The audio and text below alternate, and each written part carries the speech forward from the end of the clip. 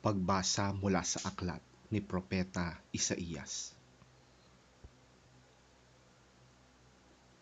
Nang panahong yon, nagkasakit ng malubha si Hezekias at nasa bingit na ng kamatayan. Kaya siya'y dinalaw ni Isaías na anak ni Amos. Sinabi niya sa hari ang utos na ito ni Yahweh. Ipatawag mo ang iyong sambahayan at gawin mo na ang iyong mga huling habili sapagkat hindi ka na gagaling. Mamamatay ka na. Pagkarinig nito, humarap siya sa dingding at nanalangin. O Yahweh, alam mo kung paano ako namuhay sa iyong harapan. Naglingkod ako sa iyo ng tapat at ang ginawa ko'y pawang nakalulugod sa iyong paningin. Pagkatapos, nanangis siya ng malakas. Muling nagsalita si Yahweh kay Isaías. Ang sabi sa kanya, sabihin mo kay Hezekias, ang sinasabi ni Yahweh, ang Diyos ng iyong ninunong si David. Nakita ko ang iyong pagluha at narinig ko ang iyong dalangin. Kaya dadagdagan ko pa ng 15 taon ang iyong buhay. Hindi lamang yon, ikaw at ang lungsod na ito'y hindi mapapahamak, sapagkat ipagtatanggol ko kayo laban sa hari ng Assyria.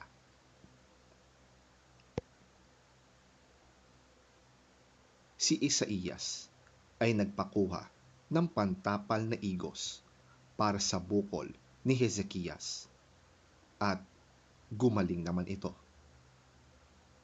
At itinanong ni Hezekias, ano ang magiging palatandaan na ako'y maaari nang umakyat sa templo ni Yahweh?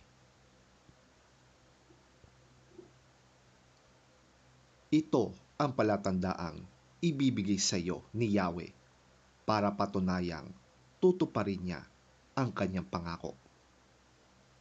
Ang anino sa orasan sa palasyo ni Haring Ahaz ay pababalikin niya ng 10 guhit. At gayon nga ang nangyari.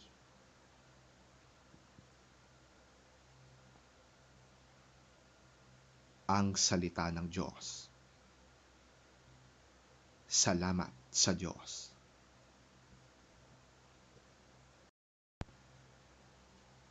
Ang mabuting balita ng Panginoon ayon kay San Mateo. Papuri sa iyo, Panginoon. Isang araw ng pamamahinga, naparaan si Jesus sa triguhan. Nagugutom ang kanyang mga alagad noon, kaya't sila'y kumuha ng mga butil ng trigo at kumain yon. Nang makita ito ng mga Pariseo, sinabi nila sa kanya, tingnan mo ang ginagawa ng iyong mga alagad. Mahigpit niyang ipinagbabawal ng kautusan sa araw ng pamamahinga. Sumagot si Jesus, hindi ba ninyo nabasa ang ginawa ni David nang magutom siya at ang kanyang mga kasama? Pumasok siya sa bahay ng Diyos, kumain ng tinapay na handog, at pinakain din niya ang kanyang mga kasama. Labag sa kautusan ang ginawa nila, sapagkat ang mga pari lamang ang may karapatang kumain yon.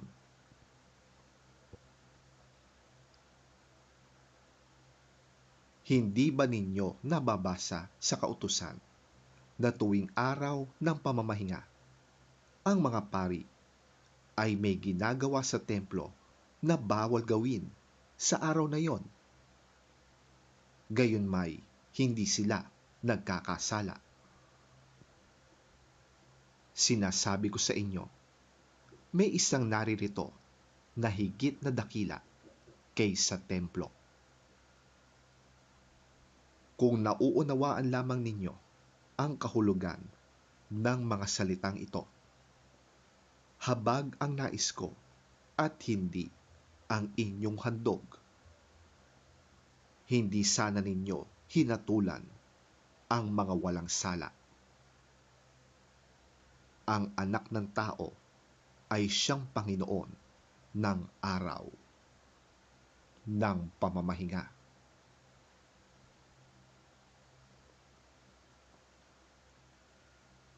Ang mabuting balita ng ating Panginoon. Pinupuri ka namin, Panginoong Hesukristo.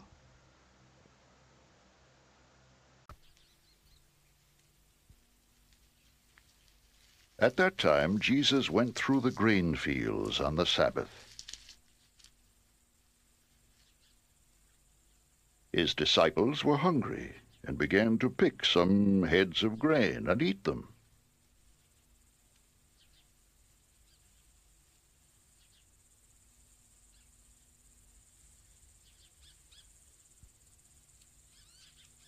When the Pharisees saw this, they said to him, "Look, your disciples are doing what is unlawful on the Sabbath." He answered, "Haven't you read what David did when he and his companions were hungry? He entered the house of God, and he and his companions ate the consecrated bread, which was not lawful for them to do, but only for the priests."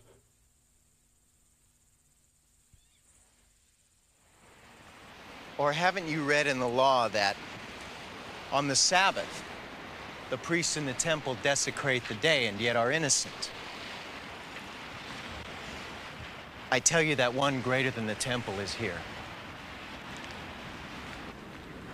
If you had known what these words mean, "I desire mercy, not sacrifice," you would not have condemned the innocent.